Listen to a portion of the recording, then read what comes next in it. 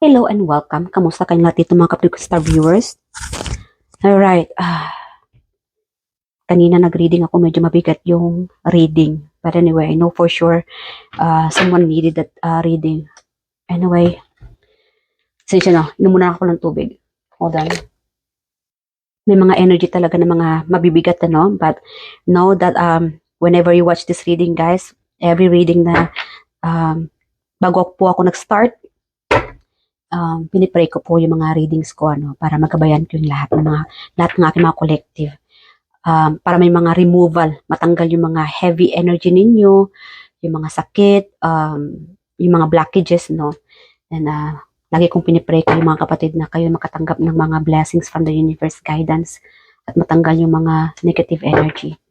Kamusta kayong lahat dito mga kapatid kong star viewers?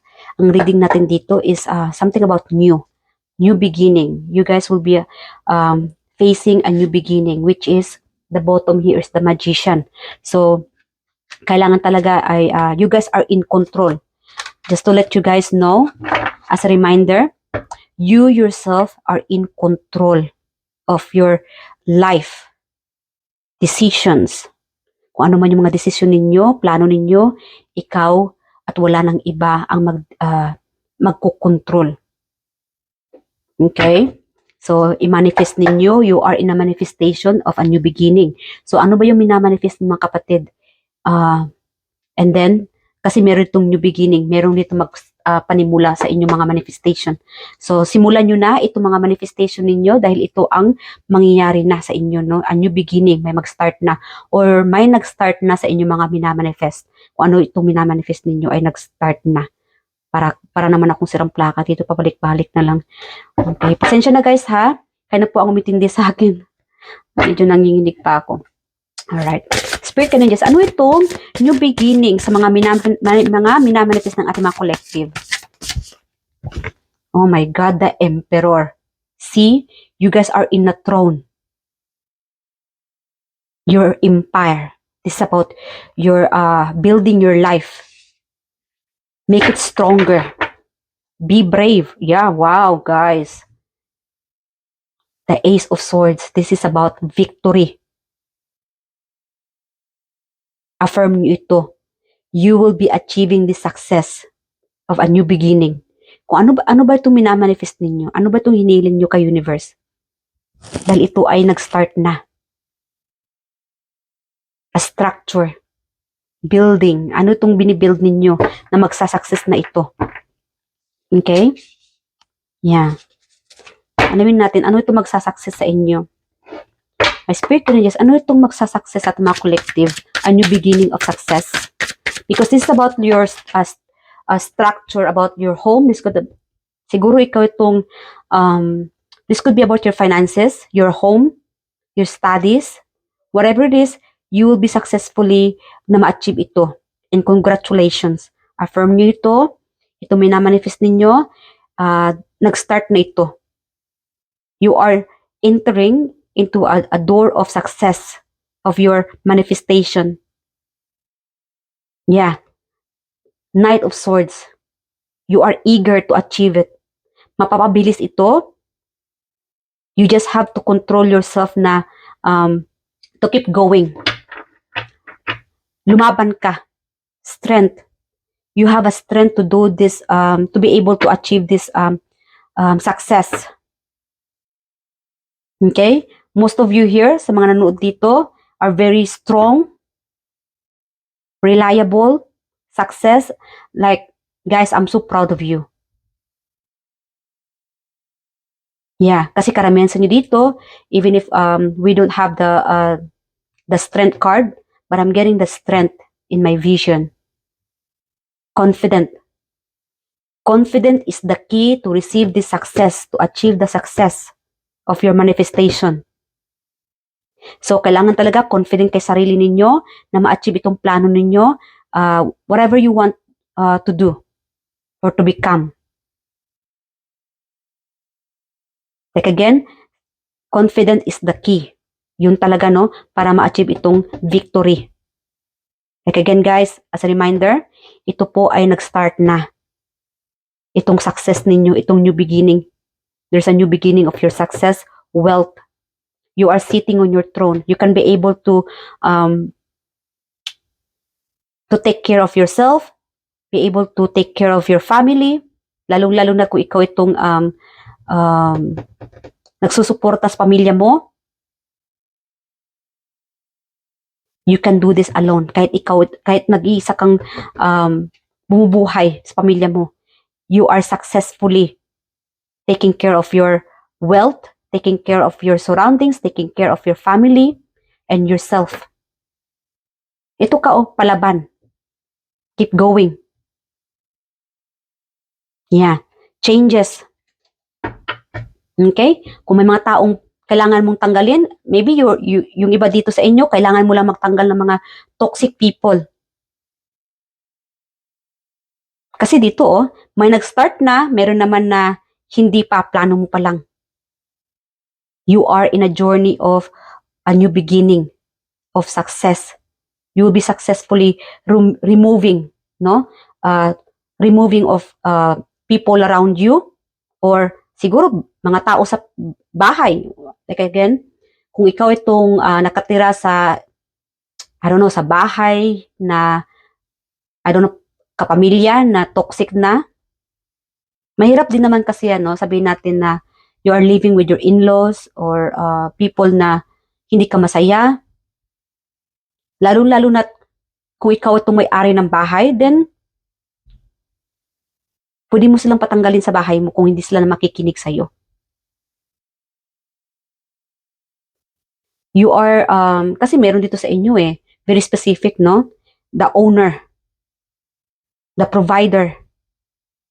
Ikaw na nga nagpo-provide, sila pa itong mga matigas ang ulo. You have the right, to make the decision or to tell them what to do. Kung ano mga rules sa bahay, kung ano yung mga, like again guys, you are the ruler. You are the king and queen. You are the provider. Ikaw ang may-ari ng bahay na ito. Ikaw ang may-ari ng negosyo na ito. Kung kailangan mo siyang tanggalin, you can achieve this. It's starting now. It has to start now. Yung iba dito nag-start na. Like again, meron naman dito na ito yung kasalukuyang nangyayari sa buhay mo ngayon. Yung iba dito, maybe you need to siguro kailangan mo magtanggal ng mga taong toxic. Or maybe you need to take it off or let go the emotional baggage. Like again guys, iba-iba po yung mga experience ninyo ngayon, sitwasyon ninyo ngayon. Kunin nyo lang kung saan ka nakasunit. Sa mga nababanggit ko dito, kung hindi naman, huwag nyo lang pong lahatin dahil para po yun sa iba. Kung if ever na hindi ka nakakasunit sa buong reading na ito or hindi mo feel, maybe this is not meant for you. Baka sa iba naman ito. And I hope na sa next reading natin ay makaresonate naman kayo. But then again, a new beginning. You are in a new beginning of your success. Manifestation. Kung minamanifest ninyo ng bagong bahay, then you will be achieving this soon. You just have to be confident. Kailangan maging confident ka sa minamanifest mo na kaya mo ito. Dahil kaya mo to. You can be able to achieve this. You have a leader type energy. You can change. If you want changes, kung gusto mo ng pagbabago, you can achieve this. You will be able to successfully achieve these changes. Removing of people, removing of a toxic friendship, or maybe you need to remove this toxic mindset. Like again, this could be you yourself or this could be your environment na may dapat kang tanggalin because you'll be able to change this and achieve this success of manifestation. And especially sa bagong bahay, magkakaroon ka rin ng bagong bahay. You just need to focus on your goal and confident. Yeah. Do not let this, huwag mong hayaan na ma-stuck ka, na wala kang gagawin. Kailangan mo rin ng action. Actionan mo ito para ma-start na ito minamanifest mo. para ma-achieve mo ito successfully. Okay? So ano pa? Ano tong minamanifest mo na nag-start na? Tungkol saan pa Spirit Angels na nag-start na? Ito minamanifest ng ating mga collective. Okay, teamwork. So we have here, yes, teamwork. This could be finances. Like again guys, siguro kailangan mo rin ng tulong. You need to start this to collaborate with other people. Okay, kasosyo sa business or teamwork with the friends or family member. Kailangan masimulan ito. Kasi kung hindi mo ito sisimulan, humingi ng tulong o makipagtulungan sa iba, walang mangyayari. Kailangan talaga aksyonan mo ito with confident. Because you can be able to do this success, changes, pagbabago. Kaya mo itong baguhin. Like again, kung ano mo itong minamanifest mo, you need to start this. Kailangan mong aksyonan. Kasi kung wala kang gagawing aksyon, hindi ito uusad or magaganap or mangyayari. We have here, apprenticeship. Ano ba yan? Nakakahiya naman i-teach. But anyway, learning, studying, growing, it's like an apprentice, Kailangan apprentice, collaboration, teamwork, okay? Hard work, commitment, building on success, collaboration, teamwork, determination, goals, dedication, quality, attention to details. So again, pay attention sa mga detalye. Huwag gagawa ng aksyon kung hindi mo ito pinag-aaralan. Kailangan talaga pag-aaralan nyo muna bago simulan. Alright, that's a good message for you guys para mag-success kayo, para ma-achieve itong goal ninyo, itong mga minamanifest ninyo. Kailangan talaga ay detalyado itong pagpaplano ninyo at confident is the key. At kung kailangan nyo collaborate sa kapwa ninyong kaibigan, katrabaho, pamilya, do this. Huwag naman kayong mahiya, na humingi ng tulong o makipagtulungan sa iba. Yeah, with teamwork, you can be able to successfully achieve your goal, your manifestation. Alright, congratulations mga kapatid. And let's get a message from the universe. Okay, advice. Hold on. Let's get an angel advice. Spirit guidance advice for my collective. Okay. Ano pa? Advice. Short reading lang tayo ha. Pasensya na, medyo bitin mo ng iba. Okay. Advice from the angels. Oracle. Okay, let's get this. A wedding. Yes. We have here a wedding.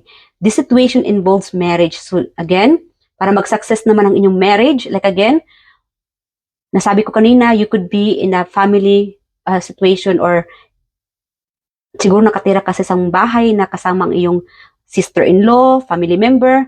Maybe you and your partner need to move out.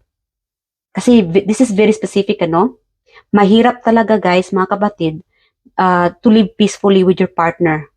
Kailangan talaga may sarili kang bahay. This is the right time for you na bubukod na.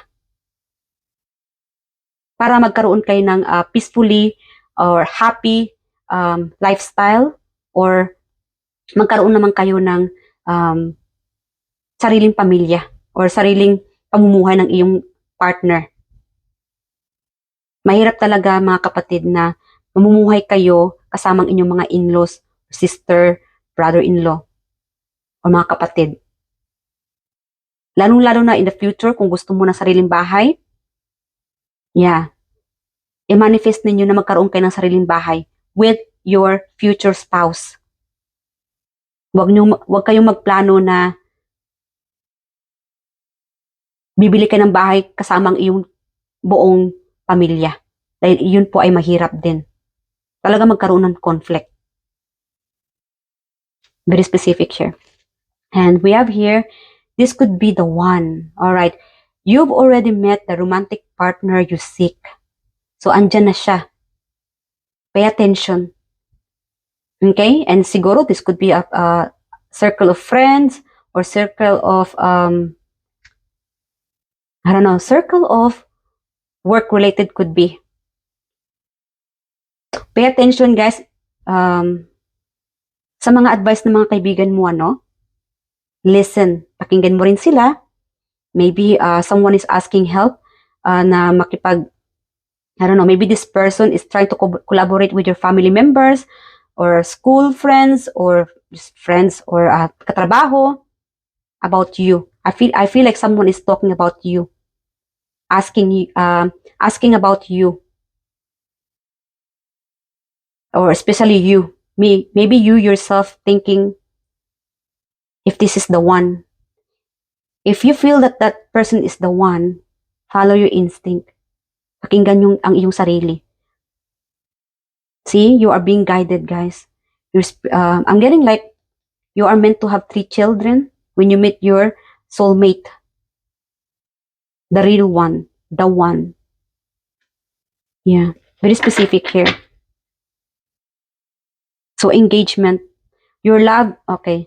Your love life is ascending to a higher level of commitment. Maybe this is the right time for you to commit. Like again, guys, pay attention to a detail. Kailangan detalyado bago makipag-commitment. Or if you are the person na may plano magpakasal, okay, make sure detalyado, ang tawag dito, nakadetalyado na ito. Isulat mo, make sure wala kang, anong tawag nito? Wala kang makalimutan. Okay, maybe this is the person, maybe this is the one. Make sure this is the one for you. Wala nang iba. Before you make a commitment. Maybe this is the right time for you to make a teamwork. Magtanong-tanong ka, magsaliksik ka. Mga kaibigan mo, family members, katrabaho, kung sino ba tong taong ito? Ano ba siya? Like again, before you make a decision, no?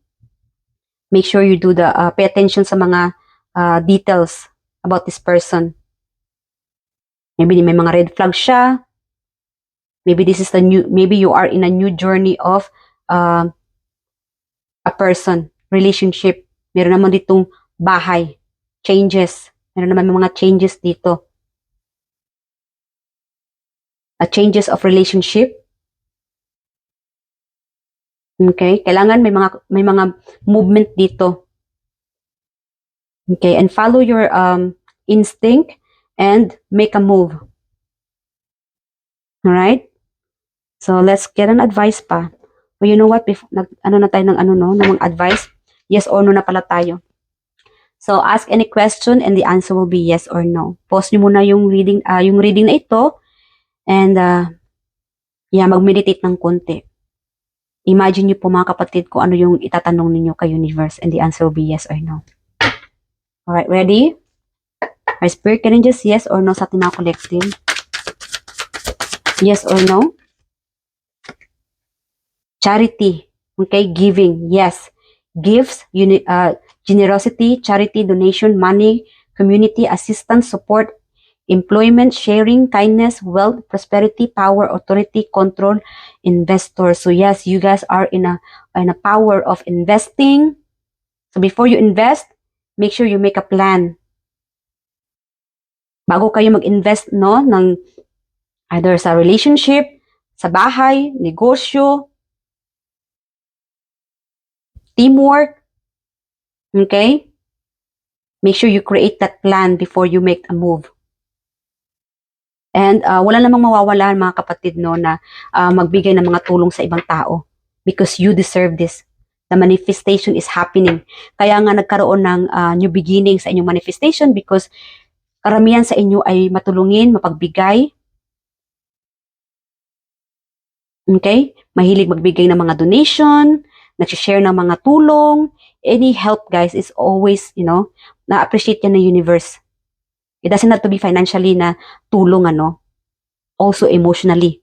And sa mga gawa nyo rin, na-appreciate yun ni universe. And for that, you deserve this new beginning. So kung ano itong minamanifest ninyo, focus ka. I-focus ang sarili mo sa mga minamanifest mo. Dahil isa sa mga minamanifest mo, it's starting. Nag-start na ito. And ikaw ay isa sa binibiyaan ni universe ng regalo. A blessings. na ito ay nag-start na sa inyo. Lalong-lalo na kung ikaw itong tumutulong sa kapwa, nagpo-provide sa pamilya, you can be able to provide more. Marami pang blessings ang darating sa inyo. Because you are being blessed. Because you have a big heart. And congratulations, you deserve this.